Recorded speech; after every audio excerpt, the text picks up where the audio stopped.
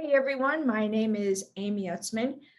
For those of you that are new to me, I am a professional medium and psychic, and I've been extremely honored and lucky to be able to do readings now for 13 years globally. For those of you that have seen my videos before, thank you so much. We really appreciate it, and we appreciate your comments. Even though I might not be able to answer all of your comments, we still appreciate them very, very much. All of these videos I do are from my perspective and my experience as a professional medium and psychic. So that's the way that I'm speaking to you from.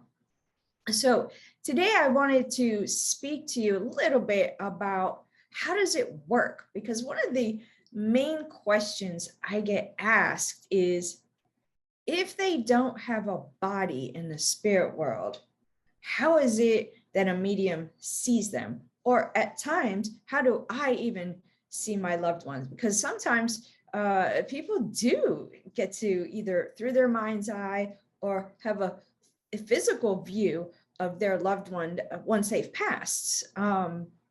So yes, that's right. We don't have a physical body, but a lot of you may be familiar with the energy body or auric field that surrounds us.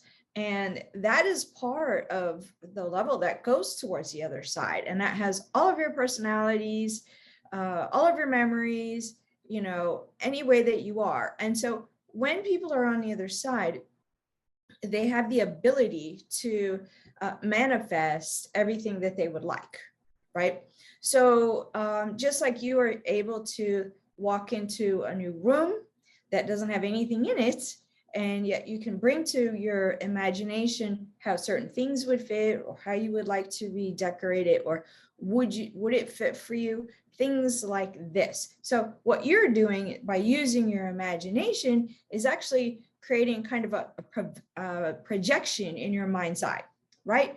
So in order for a medium to connect with the person on the other side, and the person on the other side to really reflect who they are and share with not only the medium, but of course with you who they are, then they will kind of project images. So no, we are not seeing, it's not like they've stepped back into life. They've projected imagery.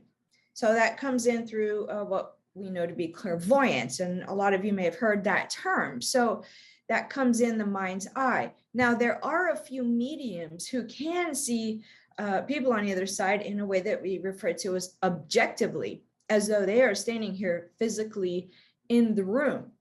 That's a little more rare, but so most of us will experience what we call mental mediumship, where it comes through the mind's eye, through clairvoyance, and not really see people on the other side objectively. So they will share, you know, they will send that image to the medium in order for us to be able to describe to you what your loved one looked like, or how they like to dress, or whatever it is that your loved one wants to share with you. Remember, they are still people, so it's up to them what they would like to share. And so sometimes they will show you their appearance. Sometimes they will share with you how they passed or transitioned. Not every time, because that's not always important to every person. They will share their personality, and they will share oftentimes little things or big things that they have been a part of since they've been on the other side, more present day things.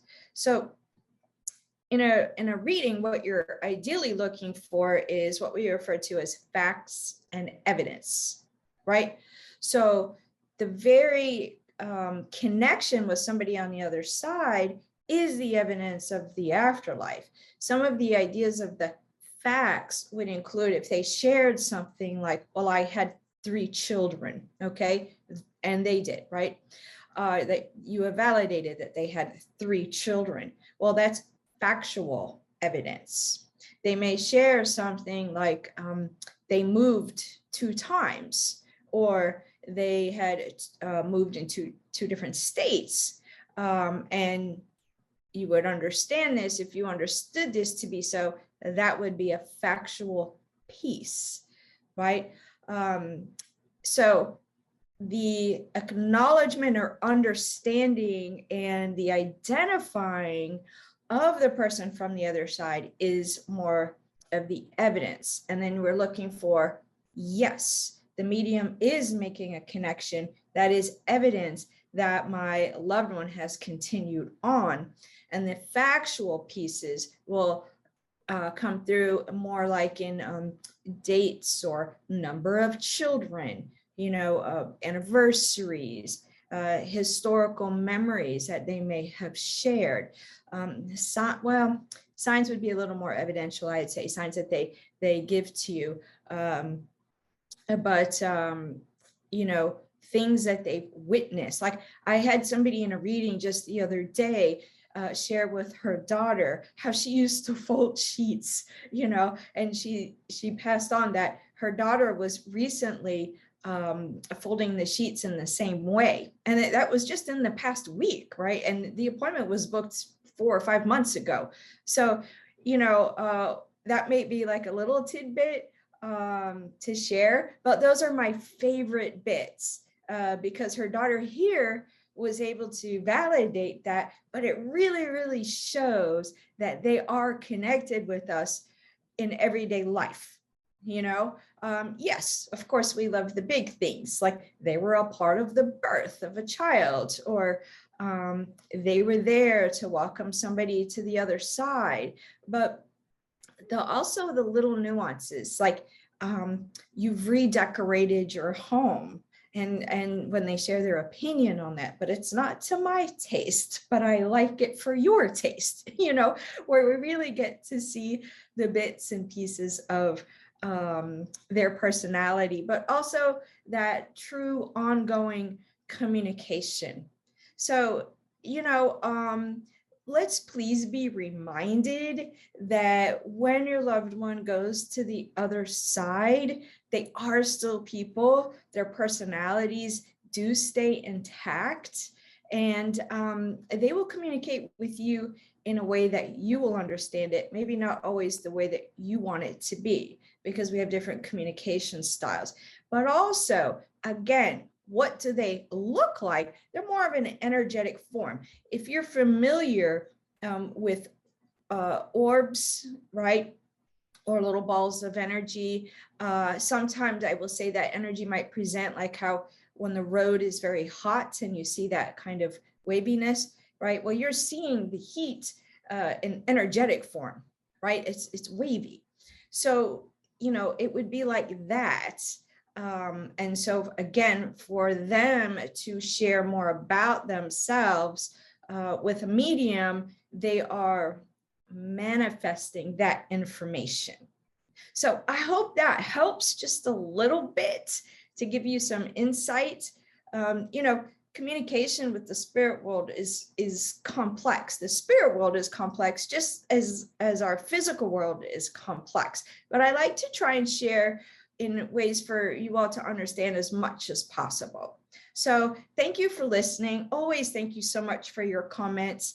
And again, if I'm not able to comment to all of them, I still do appreciate your comments. So in the meantime, please do not forget to send your loved ones appreciation and thank yous for when you do get a sign from them. If you don't see a sign from them, or you don't, you're feeling like maybe you're not getting anything, ask them to give you a sign in a way that you will understand it. And do please remember that they are still people. So take good care of yourselves. In the meantime, do try to build the gap of communication with your loved ones as much as possible. And I do really look forward to sharing more videos as soon as I am able.